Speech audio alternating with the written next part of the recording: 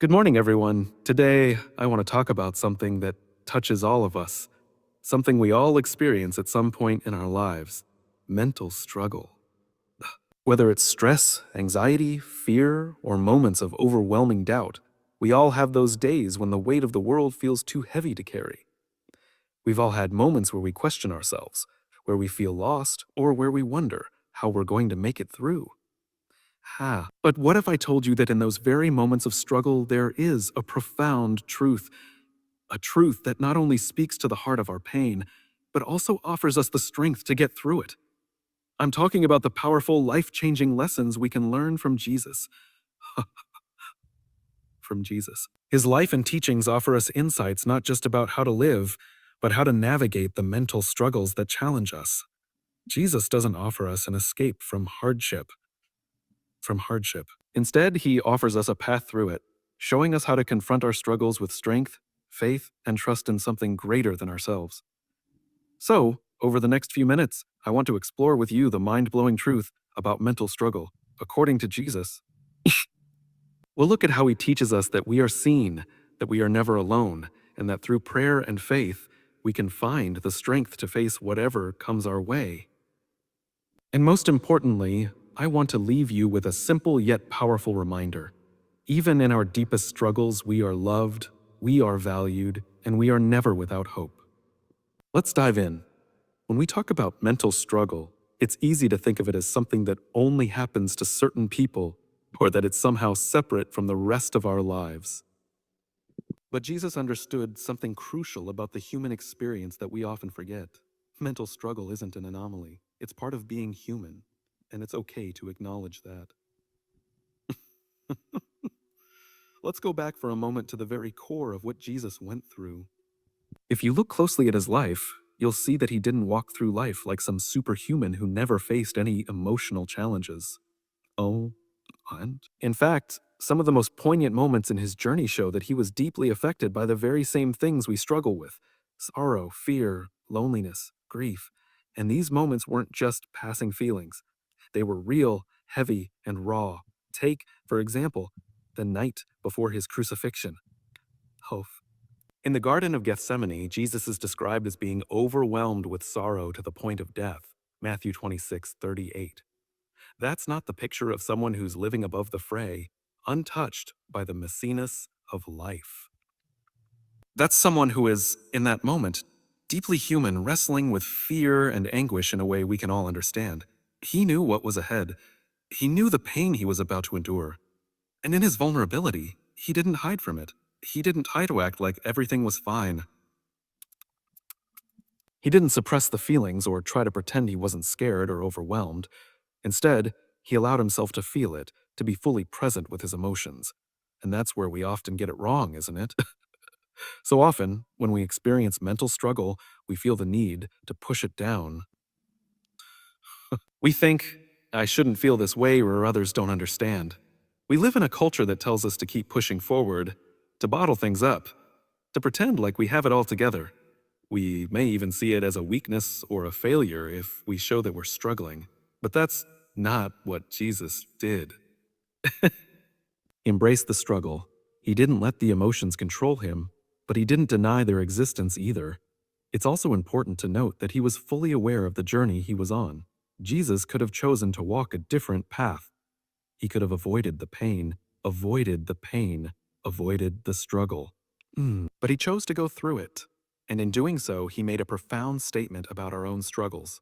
They are part of the journey, and they don't make us any less worthy, any less loved, or any less capable of fulfilling our purpose. Jesus knew that life would bring hardship. He knew there would be moments of emotional pain, of feeling lost or alone. But he also showed us something extraordinary in the midst of those moments. He didn't let his struggles define him. Instead, he leaned into the experience, relying on his relationship with God to guide him through it. He wasn't ashamed of his feelings. He acknowledged them, expressed them, and then made the choice to move forward with faith. We see this again and again in his life. In moments of extreme hardship, he withdrew to pray, to connect with God. It wasn't about pretending everything was fine, or about putting on a brave face. It was about acknowledging the pain, expressing it honestly, and finding the strength to face it head on. Jesus didn't just preach about faith, he lived it in the most challenging moments of his life. This is where his message resonates so deeply with us. He doesn't offer us some sanitized version of life where everything is perfect and pain-free. Waj. He offers us something far more powerful, an invitation to walk through our struggles with him, knowing that we are not alone. The invitation is clear. You are not expected to go through mental and emotional hardship in isolation. You are not a failure for struggling. And you're not weak for feeling the weight of it all. Jesus himself faced those struggles. He knows what it feels like. And here's the mind-blowing truth. In his struggles, he didn't shrink back. He didn't get stuck in them. He used them as a catalyst for deeper connection with God, for deeper purpose. He faced his mental anguish head-on, and in doing so, he showed us that even the darkest moments can lead to greater things if we approach them with faith, trust, and a willingness to grow. It is to grow. Jesus' willingness to be vulnerable in his own mental struggle shows us something essential about the human condition. It's okay to be human. It's okay to struggle. It's okay to struggle. It's okay to face the things that scare us, the things that break us, the things that make us question everything. And in those moments, Jesus doesn't stand at a distance. He stands with us. So when you face those moments of mental struggle, and we all will, at some point, remember that you're not alone. Jesus not only understands, he's walked that path himself. And he's shown us that our struggles don't diminish us. In fact, they can be a starting point for something far greater. Because as he showed us, it's through facing our deepest fears and struggles that we find our deepest strength and purpose. Mental struggle doesn't define who you are. Your willingness to face it, to bring it into the light, and to trust in something greater, that's what truly matters. When we think about mental struggles, one of the most comforting truths we can hold on to is that we are not alone in them. Woed in them. I think if we're being honest, many of us have felt isolated in our pain at some point.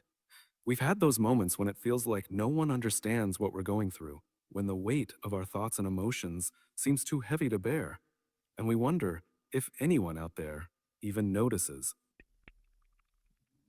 It's in these moments that we need to remember one of the most profound things Jesus teaches us. God sees us. God cares about our mental health. Jesus, in all his teachings, never once presented a world where people were left to struggle on their own without support, without comfort, or without understanding.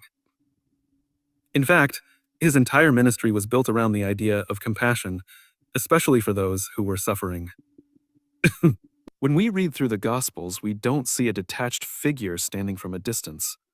What we see is a person who saw the pain of others, who felt it deeply, and who acted to heal it. Jesus didn't just observe mental struggles from afar.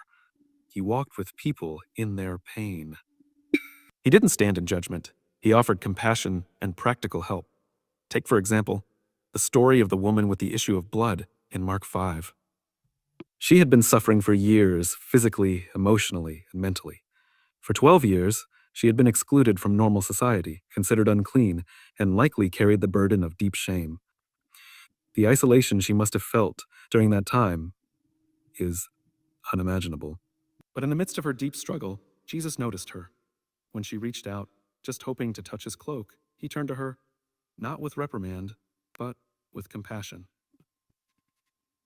"A daughter, your faith has healed you," he said. He didn't just heal her physically, but he acknowledged her pain, her need, and he gave her something more. He gave her a sense of belonging again. This story is a powerful reminder that God sees us in our most vulnerable moments. He doesn't look away. Hadn't look away. He isn't too busy or too distracted by the world's problems to care about the mental struggles we face. Jesus didn't just heal physical ailments. He recognized the inner struggles of people and treated them with the same urgency and love. Whether it was the man tormented by demons, the disciples anxious about storms, or the crowds burdened by the weight of their lives, he was there, present, aware, and compassionate. Think about the times when Jesus was surrounded by people, yet he saw the one person who was suffering. He wasn't distracted by the noise or the busyness of the world around him. He wasn't looking for the most impressive or the most influential person in the crowd. He was looking for the one who needed his attention the most. In John 5, he encounters a man who has been an invalid for 38 years. Jesus doesn't just see him as one of many people in need of healing. He sees his specific pain, and with tenderness asks him, "Do you want to get well?" It wasn't just about fixing a physical problem. It was about acknowledging the man's suffering and inviting him into healing on every level, body, mind, and spirit. We need to understand that when we go through struggles, whether emotional, mental, or spiritual, God is not distant. He's not turning a blind eye or waiting for us to get it together. He's right there in the middle of it, ready to comfort, guide, and heal. The message of Jesus is clear. God sees us as we truly are, not as we wish we were or as others want us to be, but as we are. He sees the brokenness, the pain, and the struggle, and he doesn't dismiss it. He enters into it with us, with understanding and love. The beauty of this is that it invites us into a different kind of relationship with God, one that is not based on perfection or pretense. You don't have to have it all figured out to be seen by God. You don't have to have all the answers. The God we see in Jesus is one who is fully aware of our brokenness and still loves us unconditionally. He doesn't ask us to hide our struggles. He invites us to bring them to him just as we are. In fact, he is most present when we're in the most difficult moments of our lives. If we truly grasp this, it changes everything. Imagine for a moment what it would feel like to know that in the midst of your mental struggle, you are fully seen and fully loved, not despite your challenges, but in the midst of them. There's a freedom that comes from knowing that we don't have to hide our brokenness to be worthy of God's love. Jesus shows us that it is precisely in our moments of struggle that we are most intimately known and loved by God. This should change how we approach our own mental health, too. If we believe that God sees and cares about our mental well-being, then we can approach our struggles with a different mindset. Rather than feeling shame or guilt for feeling lost, anxious, or overwhelmed, we can take those emotions to God, knowing that He won't turn us away. Instead, He'll embrace us with the same love and compassion He showed to everyone He encountered. Jesus showed us that mental struggle doesn't make us less than. It doesn't mean we're failing, it means we're human, and that's okay. In fact, it's in our humanity, in our vulnerabilities, that we often experience the greatest connection with God. So when we find ourselves struggling, let us remember that God sees us, every part of us, and He cares deeply about our mental and emotional health. We don't have to go through this alone. Jesus has already walked this path with us, and He stands with us now, ready to bring us comfort, healing, and peace. And the best part? He's not just standing by, He's walking with us. When we talk about facing mental struggles, it's easy to feel like we're walking through them on our own. We may feel like the weight of our thoughts, fears, and emotions is something we need to handle by sheer willpower, or that no one will truly understand the depth of what we're going through. But here's the thing. One of the most powerful tools we have to navigate those dark moments is prayer. Now, before you tune out thinking this is just a spiritual answer, I want to dig deeper into what prayer really is, especially in the context of mental struggle. Prayer isn't some mystical or abstract practice. It's a deeply personal conversation with God, a way to connect, to find peace, to ask for help, and to experience strength we can't generate on our own. If you think about it, Jesus himself showed us the importance of prayer, especially in the hardest of times. Jesus didn't just pray because it was a religious obligation. He prayed because he knew that when life gets overwhelming, when the weight of the world presses in, prayer is a way to stay grounded. It's a way to stay connected to the source of peace and strength when everything around us feels like it's falling apart. Time and time again, we see him retreating to solitary places to pray. He understood that in the quiet moments of prayer, he could release his burdens and invite God into the deepest parts of his soul. And let's be clear, Jesus was not using prayer to avoid his struggles. He didn't pray to magically escape pain or suffering. Prayer for him was a way to stay rooted in purpose, to recharge, to find clarity, and to gather the strength to face whatever came next. Take the Garden of Gethsemane, for example. It was the night before his crucifixion. Jesus knew the excruciating pain that awaited him. And what did he do? He didn't go into the night alone. He didn't bottle up his fears or try to power through the moment. He prayed. He poured out his heart to God, even as he felt overwhelmed by sorrow. He prayed for clarity, for strength, and ultimately, for God's will to be done. And my Father, if it is possible, may this cup be taken from me. He prayed in Matthew 26:39. That's not a prayer of avoidance. That's a prayer of honesty, of vulnerability. Jesus is saying, I am struggling. This is hard. This is hard. But I trust in you, and I trust in your plan. What's powerful about this moment is not just that Jesus prayed, but how he prayed. He didn't hide his true feelings. He didn't put on a mask and pretend everything was fine. He laid it all out there. His fear, his anguish, his doubt. And through that prayer, he found peace.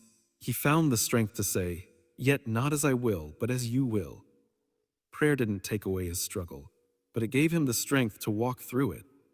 It gave him a connection to something greater than himself, something he could lean on when the storm of life felt too strong to face alone.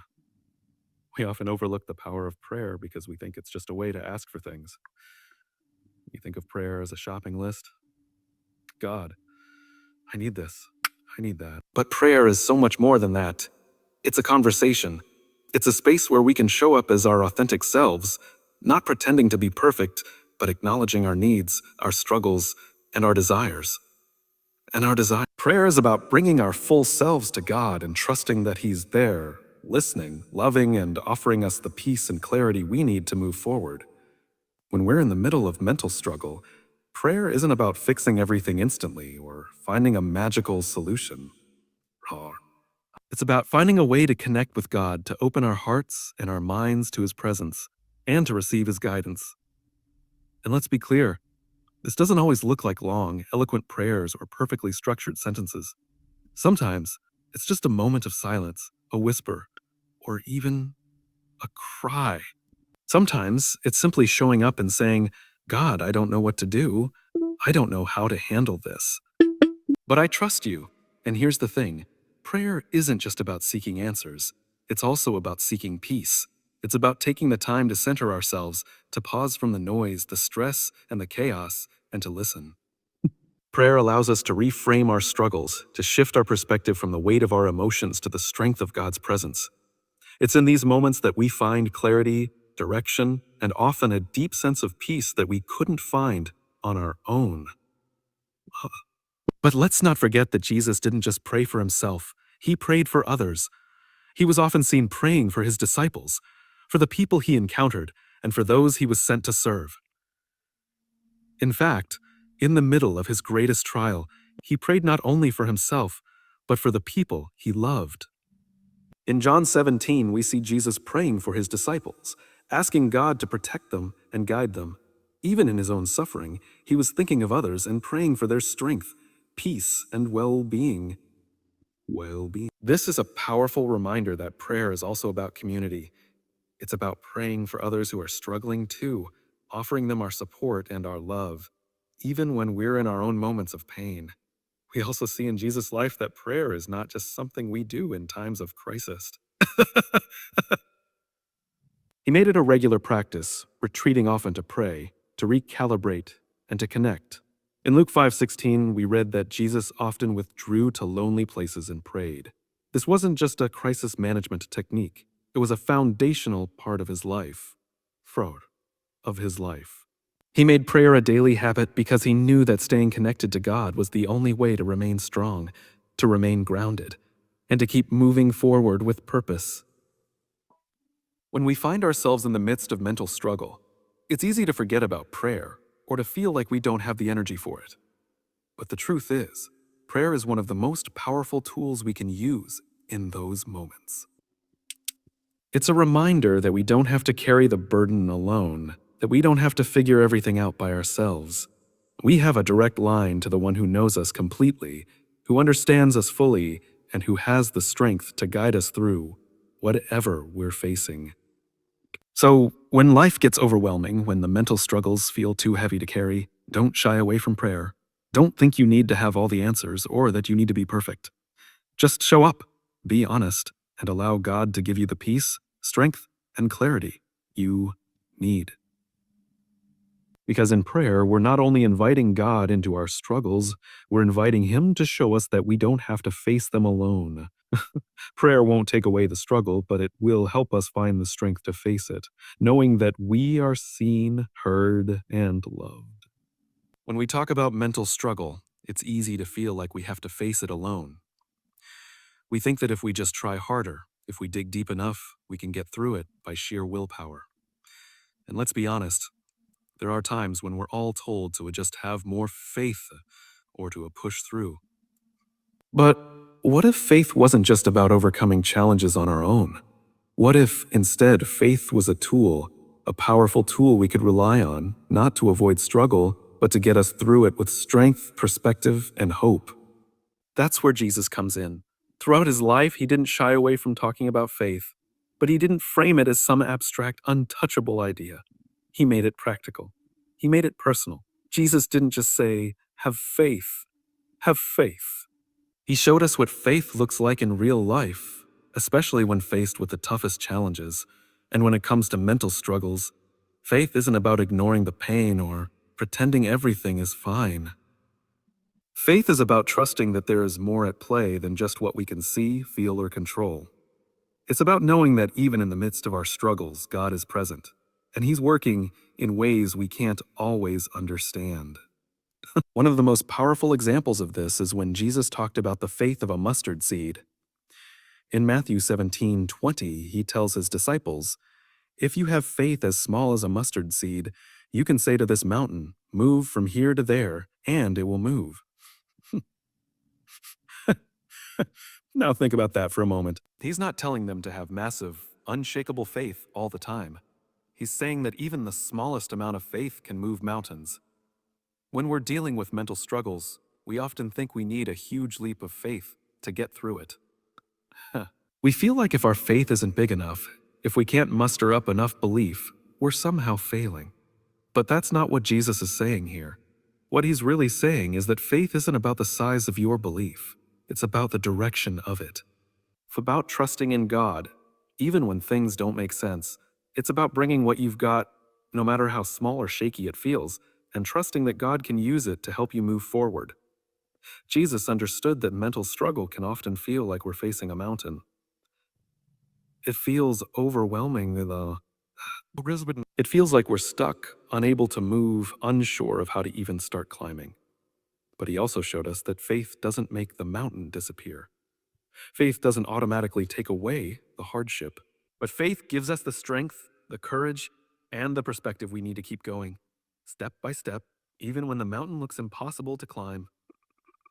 I want you to imagine for a moment what it would feel like to take that small amount of faith, whatever you have, however small it feels, and choose to trust that it's enough. Trust that it's enough to face the mental struggles that weigh you down.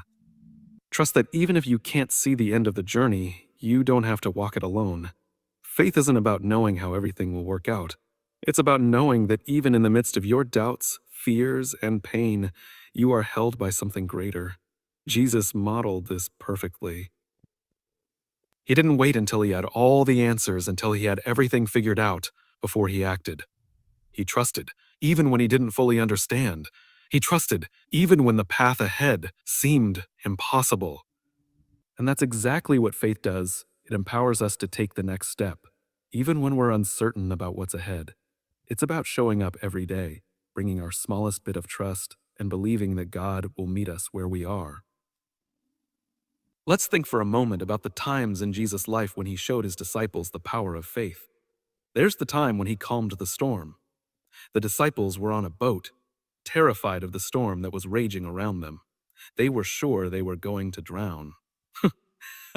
And Jesus, who had been asleep in the boat, gets up and calms the storm with a simple word: "Quiet, be still." And immediately everything settles. But what happens next is important. Jesus doesn't just calm the storm. He questions the disciples. He says, "Why are you so afraid? Do you still have no faith?" 440. Now, he wasn't condemning them. He wasn't criticizing them for being scared. What he was doing was pointing out that their faith could have been stronger. They had the ability to trust him in that moment, but they hadn't fully tapped into it. And here's the kicker. Jesus wasn't angry with them for doubting. He didn't say, "You need to have more faith." Instead, he showed them that faith wasn't about having no fear. Faith was about trusting in the face of fear. It's not about having all the answers. It's about trusting even when you don't know what will happen next. Faith is the key that unlocks our ability to move through struggle. It doesn't promise that the path will be easy, that everything will make sense, or that we won't have doubts. But faith does promise that, no matter how steep the climb or how hard the struggle, we're not alone in it. The beauty of Jesus' teachings on faith is that it invites us to bring what we have, even if it's a small, fragile flicker of belief, and trust that it's enough. We don't need perfect faith. We don't need to have it all figured out. All we need is the willingness to believe, even in the darkest moments, that God is with us, that He will provide the strength, the perspective, and the support we need to navigate whatever we face. So, next time you're feeling overwhelmed when the weight of the mental struggles seems too much to bear, remember this. Faith is not about knowing exactly how everything will turn out. It's about trusting that, no matter how small your faith may feel, it is enough. Enough to move mountains, enough to face your fears, enough to take the next step. Because faith isn't about you having all the answers. It's about trusting the one who does.